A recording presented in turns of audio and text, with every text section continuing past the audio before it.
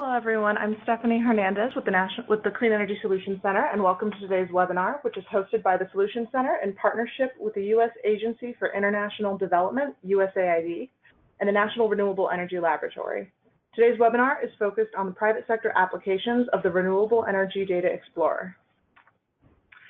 Before we begin, I'll quickly go over some of the webinar's features. For audio, you have two options. You may either listen through your computer or over the telephone. If you choose to listen through your computer, please select the mic and speakers option in the audio pane. And if you choose to dial in by phone, please select the telephone option, and a box on the right side will display the telephone number and audio pin you should use to dial in. If anyone is having difficulties with the webinar, you can contact GoToWebinar's help desk at the number on the screen, 888-259-3826 for assistance. If you would like to ask a question during the webinar, and we really encourage that you do, please type that into the question pane on the toolbar. If you're having difficulty viewing the materials through the webinar portal, you'll find PDF copies of the presentations at cleanenergysolutions.org/training. And also an audio recording will be posted at the Solutions Center training page within a few days of the broadcast, and will also be added to the Solutions Center YouTube channel, where you will find other informative webinars as well as video interviews with thought leaders on clean energy policy topics. And one important note of mention before we begin is that the Clean Energy Solutions Center does not endorse or recommend specific products or services.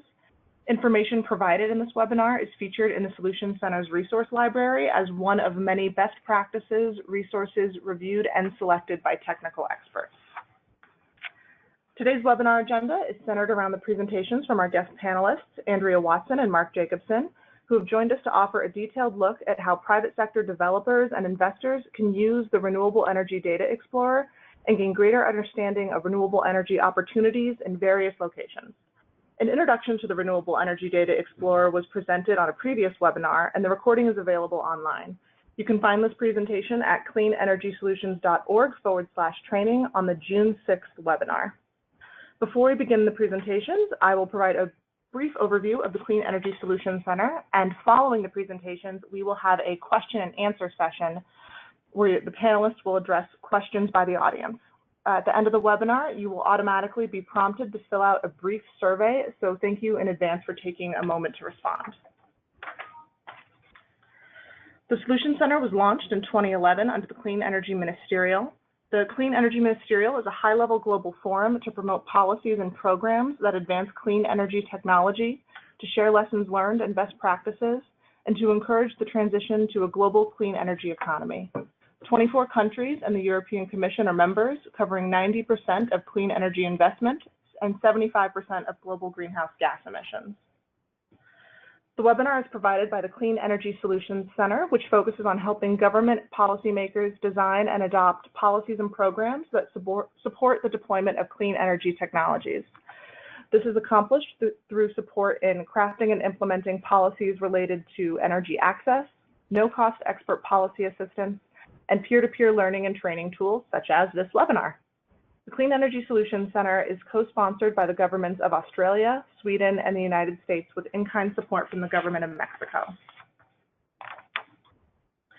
The Solutions Center provides several clean energy policy programs and services, including a team of over 60 global experts that can provide remote and in-person technical assistance to governments and government-supported institutions, no-cost virtual webinar trainings on a variety of clean energy policy topics, partnership building and development agencies and regional and global organizations to deliver support, an online library containing over 5,500 clean energy policy-related publications, tools, videos, and other resources. Our primary audience is made up of energy policymakers and analysts from government organizations and government and technical organizations in all countries, but we also strive to engage with the private sector, NGOs, and civil society. The Solutions Center is an international initiative that works with more than 35 international partners across its suite of different programs. Several of the partners are listed above and include research organizations like IRENA and the IEA, programs like SE4All, and regionally focused entities such as ECOWAS Center for Renewable Energy and Energy Efficiency. A marquee feature that the Solutions Center provides is the no-cost expert policy assistance known as Ask an Expert. The Ask an Expert service matches policymakers with one of more than 60 global experts selected as authoritative leaders on specific clean energy finance and policy topics. For example, in the area of private sector engagement strategies, we are very pleased to have Christina Becker-Burke of Meister Consulting Group serving as one of our experts. If you have a need for policy assistance in private sector engagement strategies or any other clean energy sector, we encourage you to use this valuable service. Again, the assistance is provided free of charge. If you have any questions for our experts, please submit it through our simple online form that you can find at cleanenergysolutions.org/expert.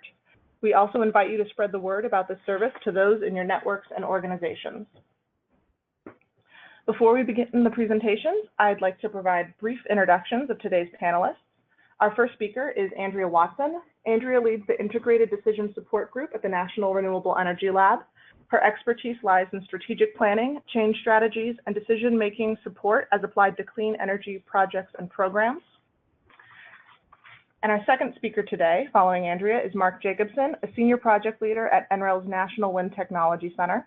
Mark's work focuses on international assistance via renewable resource assessments and developing capacity building strategies, educational outreach for renewable energy technologies, primarily wind, and developing solutions for various market barriers of wind energy.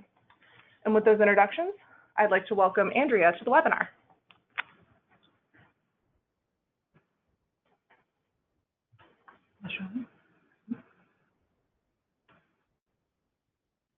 Okay. Thank you, Stephanie. Hello, everyone. Again, my name is Andrea Watson, and as Stephanie mentioned, I'm a manager here at the National Renewable Energy Laboratory, which is a U.S. Department of Energy laboratory. And one of my roles here at NREL is managing the portfolio of work that we do with USAID. So before we get to Mark and some very specifics about how the Renewable Energy Data Explorer can enable developer investment in the renewable energy space, I'm going to give us a brief overview of what the Renewable Energy Explorer is and talk a little bit about the difference between the Renewable Energy Explorer and the Renewable Energy Data Explorer.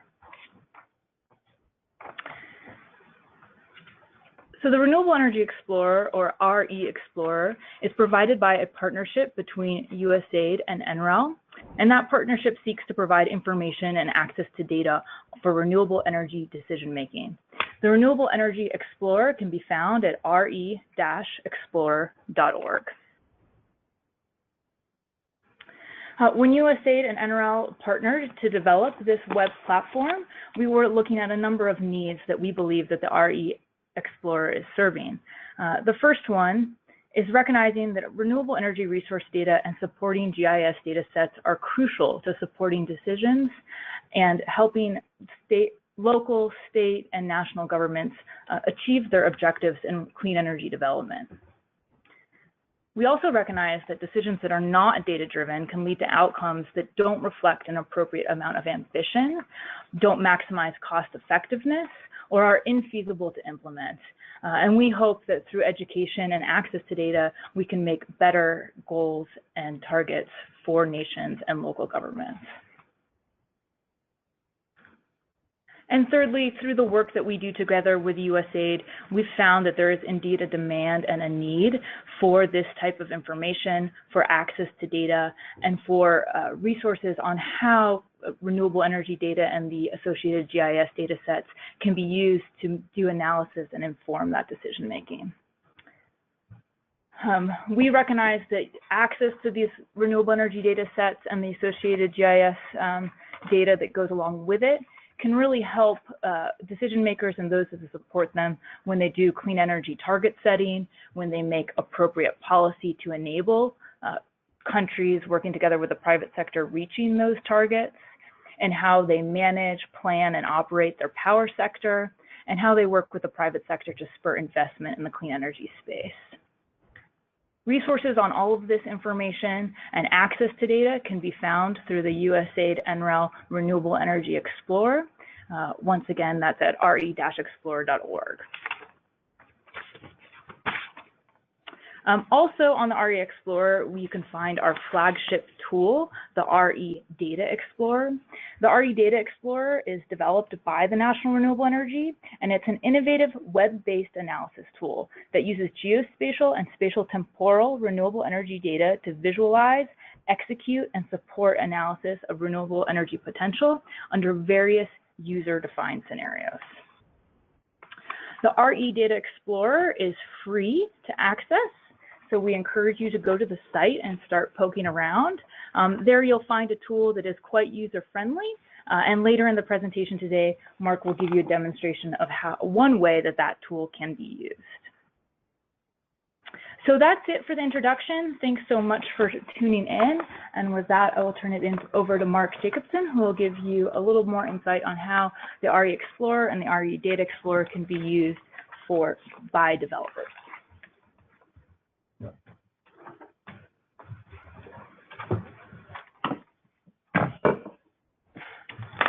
Thanks, Andrea.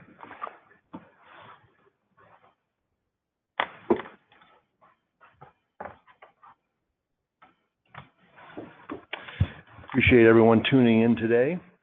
I really enjoy talking about energy development and specifically wind energy development.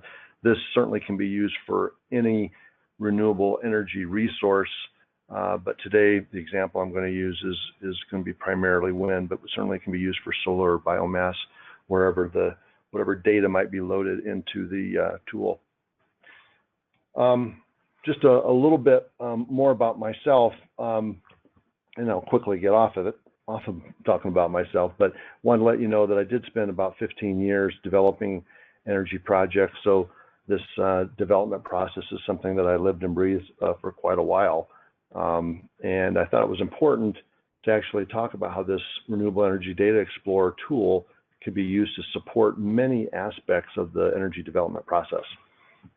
I thought first we would talk about the goals, then talk about the energy development process, and then the application of the Data Explorer. And I'll move over into the tool itself and walk you through how I would look at a specific project.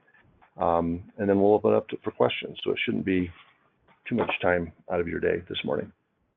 Appreciate you joining us. So when people think about wind research, they often think of the physical. And when they think about the National Renewable Energy Lab and the Wind Technology Center, they think about the big turbines that we have out there and the testing that goes on with turbines and blades and drivetrains and gearboxes. And certainly we do a lot of work in that area. And the primary goal as we're working with industry is to lower energy costs. And that focus on that equipment has always been in the past to improve production, reduce installation costs, improve reliability. And then this last bullet is kind of where we fit in here.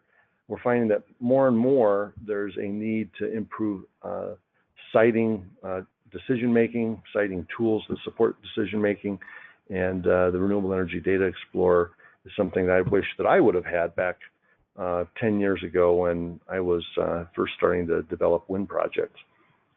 And I'll get into a little bit of the history of what tools we had at the time a little bit later on in the presentation.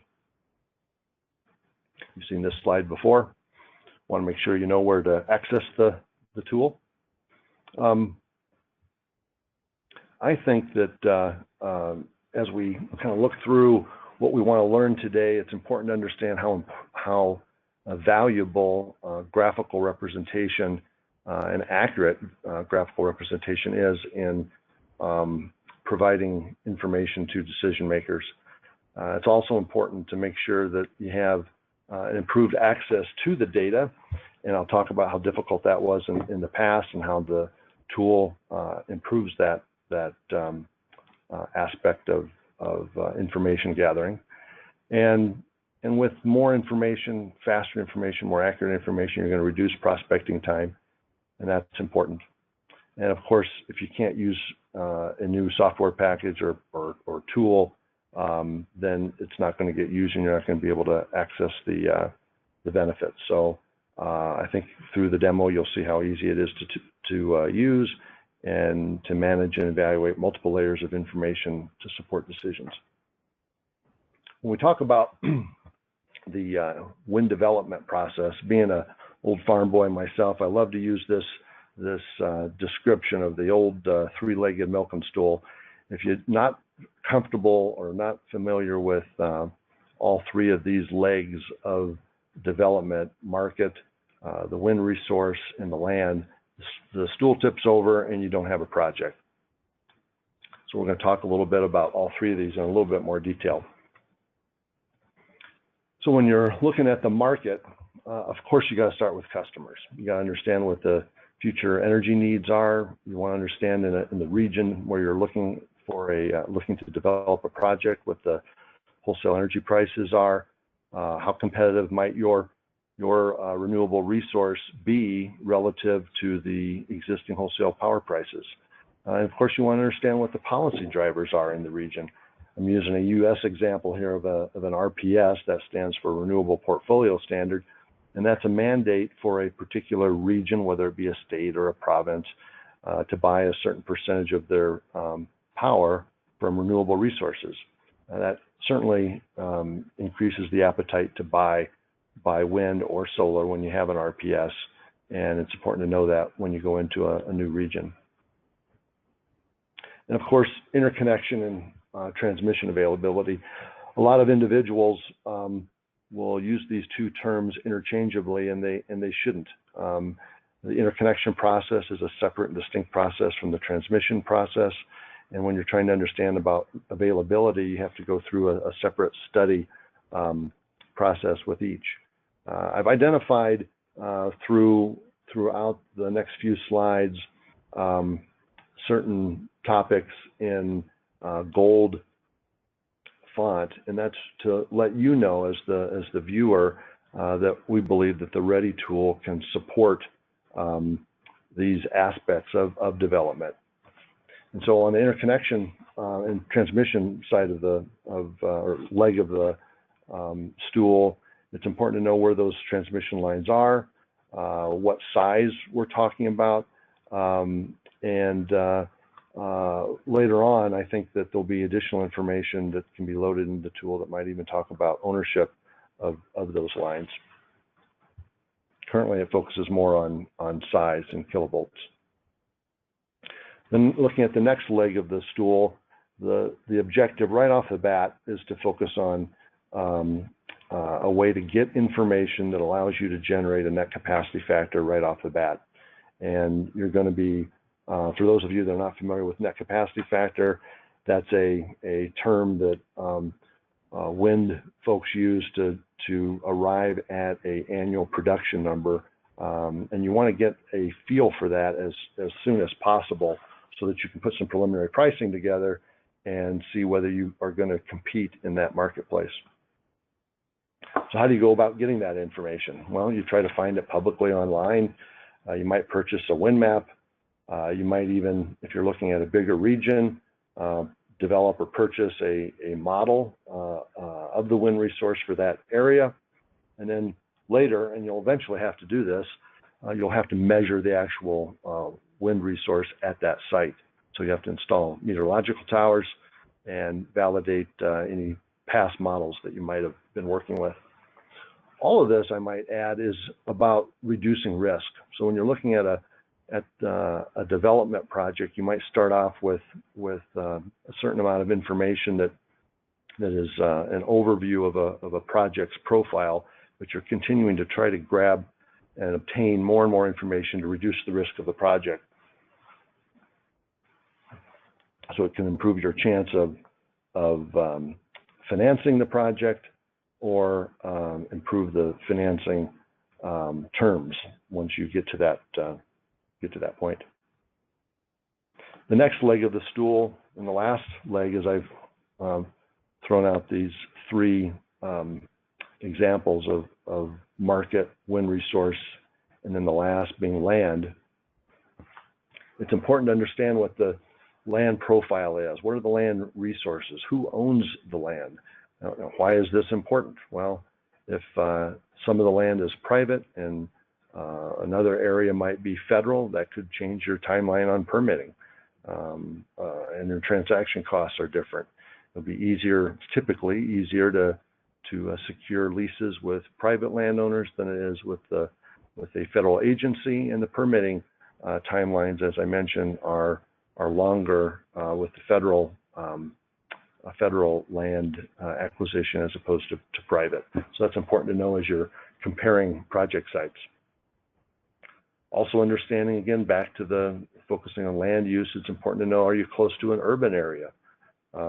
Is there an environmental concern, a protected area that you need to be concerned about? And again, you're looking at probably, when you jump into a new area, you're looking at 8, 9, 10 sites, and you're trying to rank which ones do you think have a stronger wind resource that will be able to compete in the area, and which ones do you think you'll have a better opportunity to get permitted and financed and actually built. And so you're looking at all of these aspects to help get to that final decision of what site are you going to move forward with and spend more capital developing. Talked a little bit about land leasing already. On the permit side, again, this is all under the third leg of the stool, land. Obtaining permits, that can be a very high transactional cost activity, and that's why you want to really understand that you've got a good site moving forward before you spend that time and money. You'll frequently have to do a noise or sound study, a flicker study. There are numerous wildlife studies that typically are done depending on where you're locating your project. Sometimes be required to do 1 to 2 years of pre-construction avian studies and 1 to 2 years of post-construction avian studies. There might be some archaeological issues on the site or near the site that you have to be aware of. So working with the historical preservation department or division within your project sites area is important. And then, of course, understanding and making some estimated calculations on what the job benefits are and tax revenue might be for the community is important to balance out the impacts. There's also obviously environmental benefits that you want to be able to promote for your project. And as you're looking at the Ready tool, again, we'll jump into it pretty soon here and demo it. I think a lot of the information that is there can be used for developing a presentation. It can be even used in your application when going through these various permitting processes. And again, it is processes. It's often be a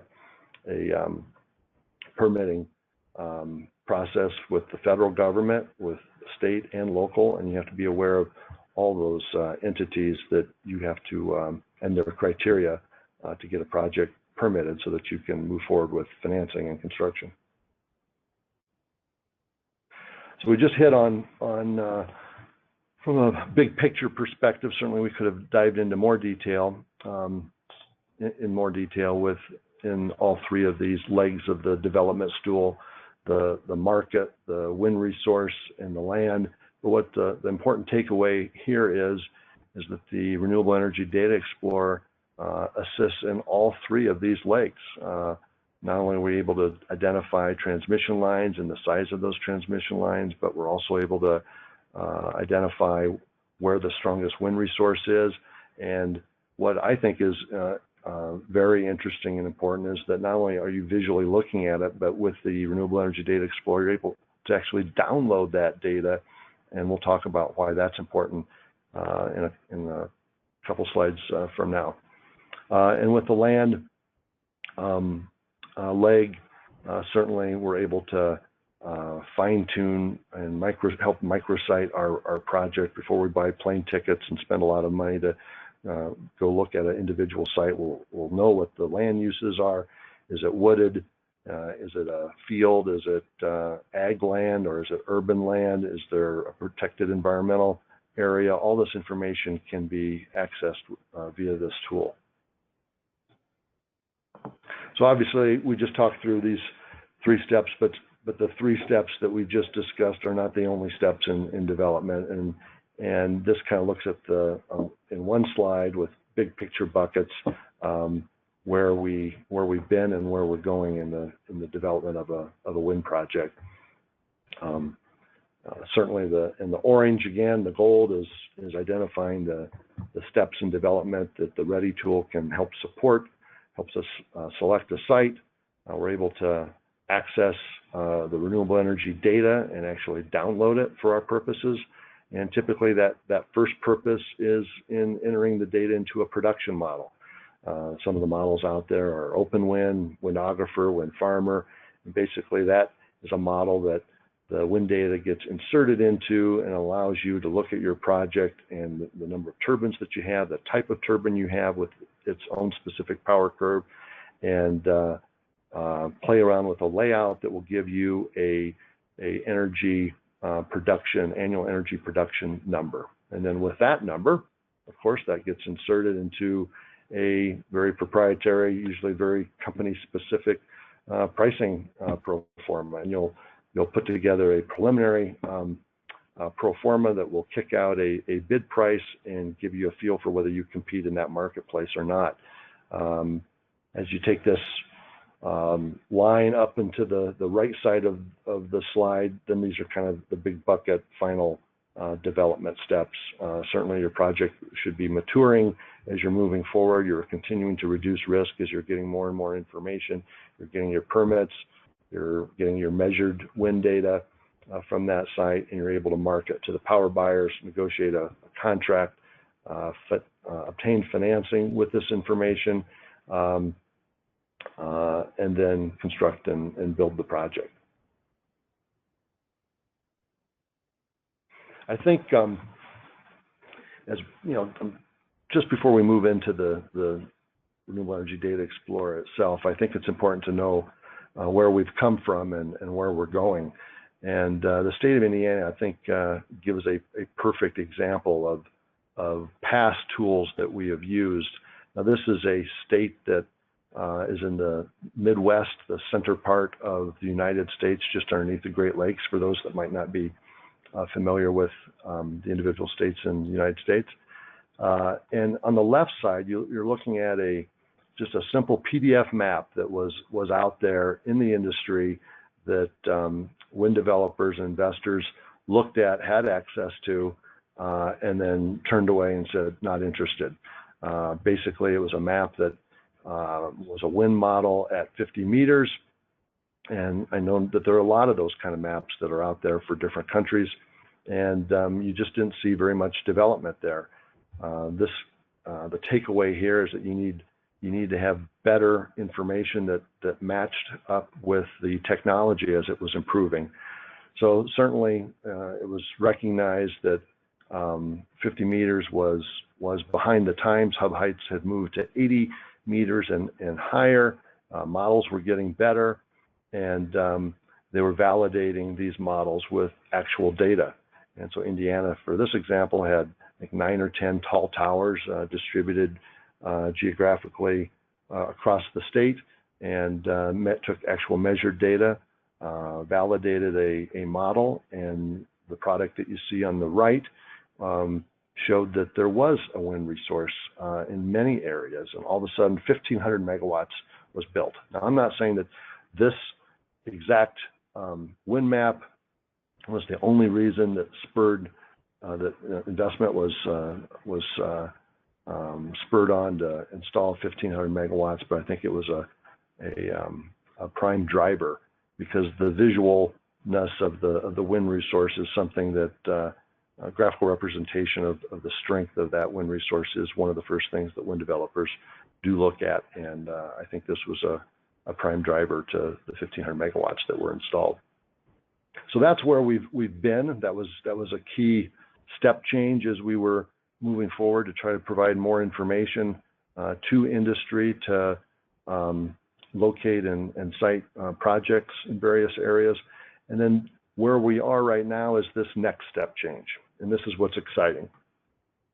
I think moving from a PDF map, a static map, to an actual data product, where there are many data layers that you as the user can easily maneuver and customize a view that will help you in decision making, is extremely important and extremely valuable. And with that, I'm going to move into the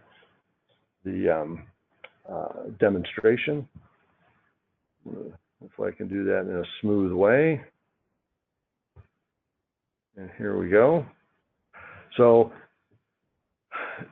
as you might have noticed from the overview map, there are a number of countries where we've pulled together the data layers necessary to develop this tool. We don't have it for every single country in the world, but I tell you, as each year goes by, we're adding more and more countries to this tool. So you'll start off with a basic map. I'm going to show Pakistan here for a few moments. And you look on the left-hand side, we have three major tabs: the data layers themselves, the legend of the layers that you actually end up clicking on, and then a query tool. I'll talk about all three of these. So if I click on the wind speed map itself, and then as I look at this from again a developer's viewpoint, the first couple of things I want to look at, I'm going to put them in order of just how I think through it. I'm going to look at the wind resource, and then I'm going to look at both substations and transmission lines. And I'm going to move into the tool.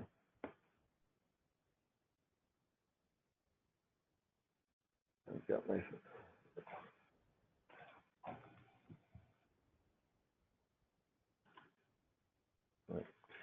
and I'm going to zoom in to an area.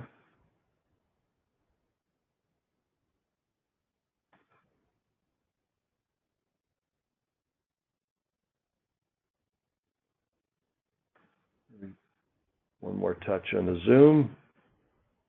That's good enough. And again, to orient you with regards to our color scheme,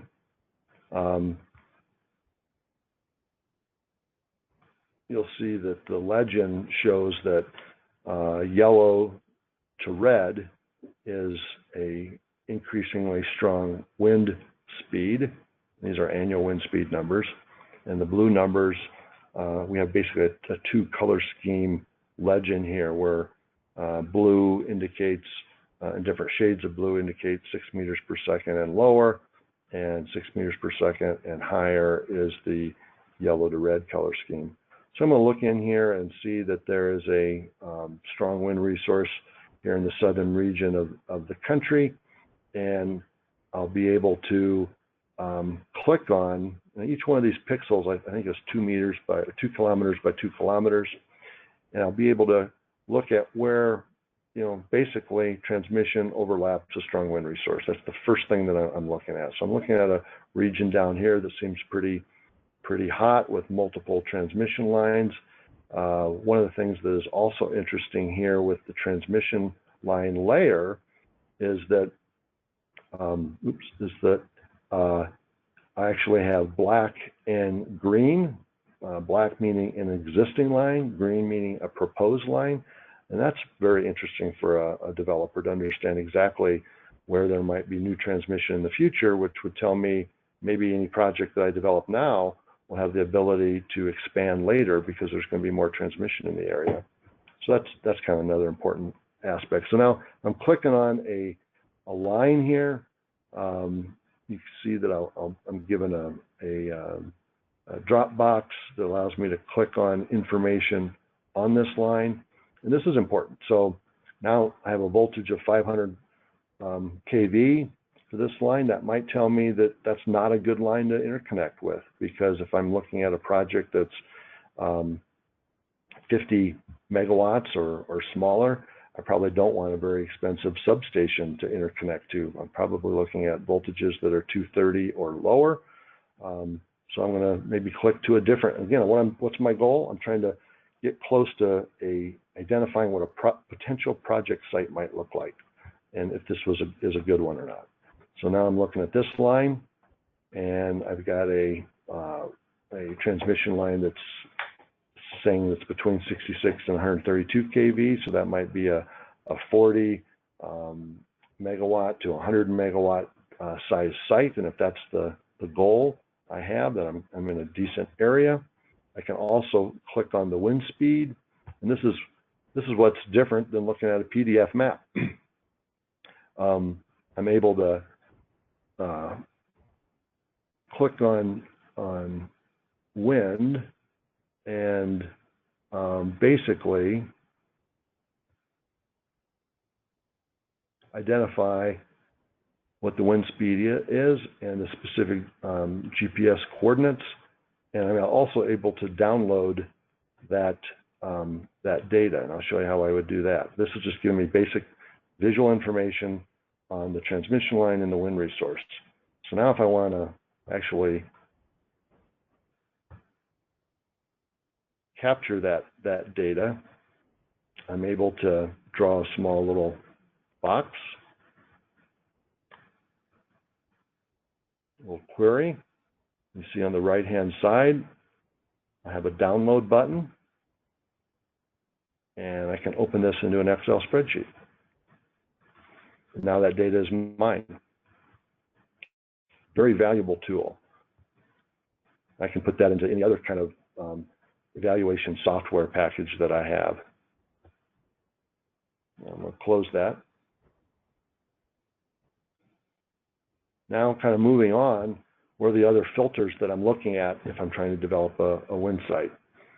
I've immediately kind of moved myself down the path of saying I got a strong wind resource. I've got transmission lines that look like they would support either small projects or large projects. There is also future transmission in the area, so I could potentially expand this project if there's a need to, and there's an appetite by buyers to buy additional wind. And now I'm looking at the and that's that market leg of the stool, right, that we talked about, and the wind resource leg of the stool. Now looking at the land specifically, as I zoom in, let me look at other layers.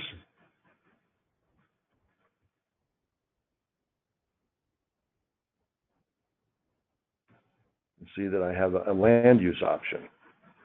Now, what's always important to understand with a GIS-based tool is that you're putting one layer on top of another, and that can get muddy and unusable unless you just remember that that's happening. So you'll have to go back to the legend and either turn off or reduce the opacity of the wind resource layer that has a lot of colors to it. Now I can look at land use, and then understanding what the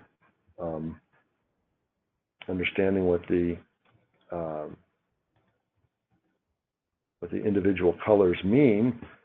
What do you think I'm looking for? I'm certainly probably not wanting to have a project that's located in an urban area, and so pink would identify that. So it looks like my area that I was originally looking at is not a city, so that's important. It's telling me whether I have whether this land is cropland, whether it's grassland, whether it's wooded. All of these are important pieces of information as I'm kind of starting to narrow down what I think that project site might look like. And again, I'm probably doing this for 10 different sites across the entire country. I'm going to start ranking them based on the profile for, one, the wind resource, and then two, the land use info. Do I think there's going to be any permitting issues? Now, if I go down to the next, layer, administrative,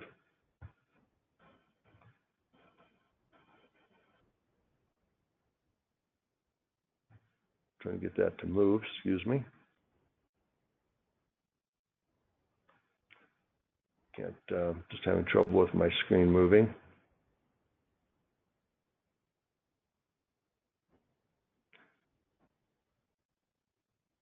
Oh, I know how to do this. Just sorry for the silence here, but I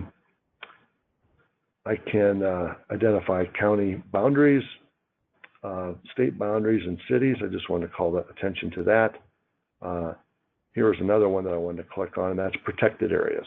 Usually you're not going to want to locate your project in a protected area. So as you can see here, as I turn the protected area off and then on, these are probably wildlife areas, other environmentally sensitive areas. I want to make sure that my project stays away from, is strategically located at a distance from these layers. I'd also want to talk to these agencies to know if there's specific setbacks from these areas. So maybe looking at project inside the boundaries is not the only concern. Maybe I need to be 10 miles away from that area to be able to get the permits pulled to actually build the project. So anyway, additionally, good information. In the old days, it might take weeks or months to try to pull all this information together, actually travel to these environmental agencies and develop a relationship with somebody to pull a map, and you're creating your own maps, and sometimes they're not as accurate, sometimes the information is not fresh, and it just would have taken a long time. Here with this tool, it's all kind of a one-stop shop. So I think I've walked through in a fairly quick manner the steps that would be looked at by a developer, and the key topic areas that would be data layers that would be used in the tool to start to microsite a project. And again, I think that this is an area at first glance, just on within this webinar, that would say, hey, there might be some possibilities here. Eventually, you're going to have boots on the ground and go look at a site. We'll talk to the permitting agency and decide whether this site still stays on your list or not.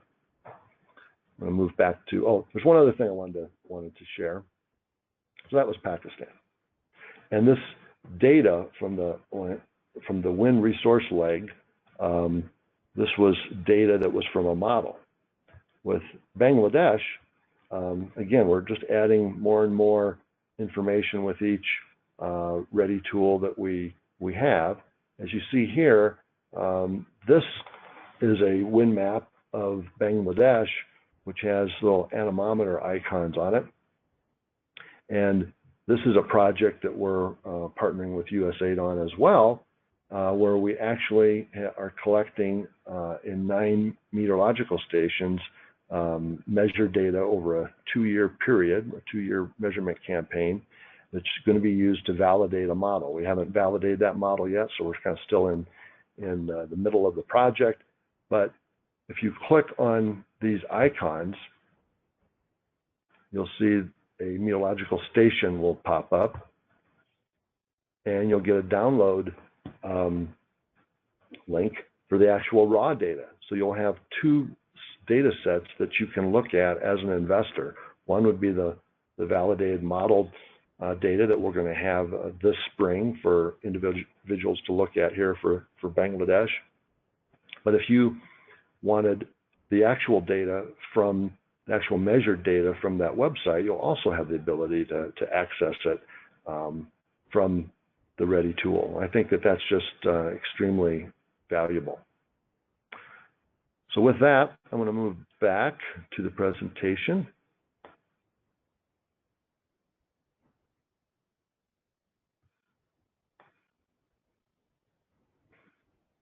And I'm just going to touch on this a little bit. There's multiple user groups for the Renewable Energy Data Explorer, and I'm focusing this presentation on the developer, but certainly policymakers use this as well. And frequently I have found that in the 15 years I was developing projects, but I was often working with the policymaker to answer some of these questions and get information pulled together to help develop a market, or help answer zoning questions for a government agency, whether that might be at a local level or maybe an RPS, a target renewable goal at the state level, and in some cases there was policy at the federal level, and we'd work together to resolve the questions that were out there. Some of those questions were, what's the quantity of the resource in my area? Is this something that is of a high enough quality that I should be spending time on developing policy for incentivizing renewable investment? What's the economic development potential? Those two bullets are kind of related, right? If you have a strong resource, then there's probably going to be a strong economic development opportunity. What kind of incentives have worked in other areas? And that's something that policymakers, government officials are frequently asking. What's worked in other areas that you might be investing dollars in, and would that be right for my region, my country? And again, understanding, getting a little bit more granular, what's the location of that resource? Why is that important? Well, there might be special zoning requirements that they might want to have in one area versus another. They might want to balance the environmental issues with the clean energy goals in their country. There might be an establishment of a renewable energy zone that they're interested in, where they're incentivizing that development in a particular area that's not going to be butting up against urban development. And then sometimes government agencies are actually the same entity that owns the transmission lines. And so working with them on all these other bullets that we just talked about, as well as understanding where transmission, future transmission routing might be located through a strong renewable energy resource is also important. So I found myself sitting across the table from a number of policymakers working together to solve some of these problems or answer some of these questions. So what have we learned? I hope that you have learned that that the tool provides an improved access to data, that the graphical representation of that data is superior to past methods that we've used in developing information for energy siting purposes, that it was easy to use. Frankly, my two sons seem to know how to use my phone and computer better than I do, but I'm able to use this tool without actually going through the tutorial. It was very, very hands-on, very easy to walk through. And when you're able to work with the tool easily, that certainly makes you more efficient and improves your prospecting process. And when you're saving time, you're saving money. And what's our ultimate goal? We're always trying to focus on the results, of course, and what we're trying to do is spur investment in your region, your country. And that means more jobs, that means more tax revenue, that means more cleaner renewable power, and of course it means generating low-cost energy. And with that, I'll be glad to take any questions that might be on the line. Wonderful. Thank you so much for those presentations. We have a few questions that have come in. The first one is regarding collecting data for the RE Data Explorer. What sources do you use to gather this data? And a specific question has come in, do you accept partners with other utility companies in those countries to work on keeping the data up to date and populated? Could you explain a little about that? Yeah, so typically the data is created via a model. It really depends on resources, right? That's always the answer.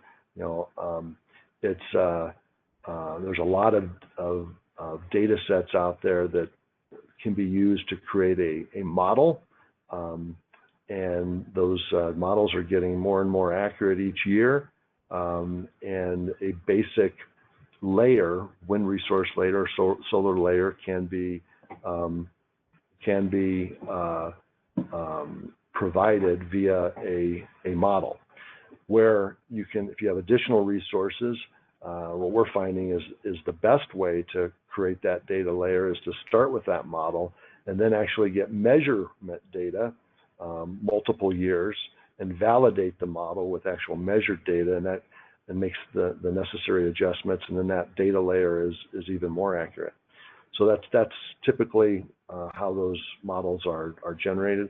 And absolutely, we're looking to partner with any partner that is interested in increasing the performance of the capabilities of this tool by adding additional layers that you might have, working with utilities that might have an updated transmission map or a future transmission map is good. If there's additional dollars that they want to use to contribute and partner with USAID and NREL to update a wind resource model or to add another renewable energy data layer, we're absolutely interested in talking through those opportunities. So feel free to email myself or Andrea. Our email addresses are on this presentation. Be glad to chat with you further on that. Great. And just a reminder, those presentations will be available at cleanenergysolutions.org/training, so you'll be able to get the contact information there. Our next question is on, is there any intent to add market data to the Explorer, or is it already present in the model as it is right now? So if you mean market data, if you mean estimates on the price of power, because I think that could be answered a couple of different ways. I'll answer it assuming that that's what the questioner is referring to. Yes, we have a layer that based on the inputs that we can obtain from our state partners and other stakeholders. We have a layer that's called an LCOE layer, levelized cost of energy, and that's an interesting layer to look at. But my only but on that is that it's all based on the accuracy of the inputs, and sometimes that's difficult to obtain. But we are working with each country to see if we can't add an LCOE layer. That's very specific, of course, to the equipment that you're choosing, the power curve of the turbine that you might be using, which affects, of course, production and cost. It can be unique to the installation cost can be unique to the area that you're developing a site in. If it's close to mountainous, the installation cost might be higher than one that's in the plains. And so when you look at a big broad-based model like this to show LCOE costs, sometimes you don't capture some of those customized features of a specific project site. But I think that can be a very valuable layer as long as you understand its limitations. Great. For the next question, the RE Data Explorer is only in a few select countries right now. Do you know what countries are next on the list to get the full range of information? Andrea, would you want to take that one? Sure. Even with the existing countries, you'll notice there's some variability in the data that's in the tool. And one of the ways that you can understand what data is in the tool is when you're in the tool itself. On the left-hand side, Mark spent a lot of time clicking on and off the data layers. To the right of most data layers is a question mark, and if you click on that question mark, you'll see the metadata. The metadata talks about where we got that data, what sources, who we partnered with, whether that's model data or ground validated data. So in that sense, you can kind of see what stage of development various tools are in. Some of our most advanced tools are the ones that Mark showed, like Bangladesh, Pakistan, India. So the other tools on there, like Indonesia, are tools that we're looking to continue to increase the quality of the data in the tool, and with Kazakhstan. So right now we are considering what countries to expand into, and we'll do that collaboratively with USAID. So right now we're focused on the tools and improving the tools that are available today. Great. So for the next question, Mark, can you give a little bit more information on what is the resolution of these maps? They can be different from country to country, but typically we're seeing 2-kilometer resolution to 5-kilometer resolution, depending on the country. That 2 to 3 range seems to be a standard for a lot of the modeling that we're doing right now. And again, that answer actually is two-part. If you were able to get the actual modeled data, which we are going to make available, that resolution is going to be higher than sometimes is on the computer screen. Okay, great. just a question for Andrea. For the basic purpose of the RE Data Explorer, is it primarily to provide info for policy decisions or actual renewable energy projects, or both? Yeah, I think today we focused largely, Mark focused on the way a developer uses this tool, but the idea is that there's a much broader set of users. He touched a little bit on how policymakers might collaborate with developers to use this tool, but absolutely policymakers are another potential audience of this tool. Policymakers, and we like to say, and those that support them in decision making. So folks like at universities or analytical arms of the government might use these tools to help inform decision making, especially as you get into some more complex policy making. You may end up doing more complex analysis that might be more appropriate for a technical institution within the country. But indeed, we feel that, well, we know that using high quality data, doing analysis on that data to drive decision makings in the policy sense can really lead to smart policy. So anything from setting appropriately ambitious targets for clean energy in the country, such that countries are setting targets so they can both realistically achieve, but also set an appropriate amount of ambition for how much clean energy they can see within a given amount of time in their electricity sector. Other policies might be compensation for clean energy within a country, or designing a competitive procurement process. All of these are policies that the Renewable Energy Data Explorer can help inform. Certainly not the only thing that's going to be taken into consideration, but it can help inform that. But there's a couple other user groups that I think are important.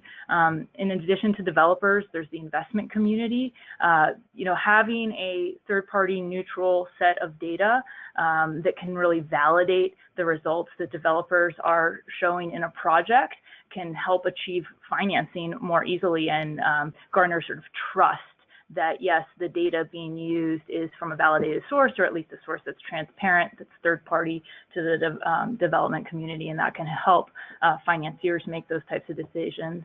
And then also, I think an audience that's important to mention is the sort of grid operator, grid planner audience that really has a lot of questions on where renewable energy development is likely to occur relative to the existing transmission and distribution system.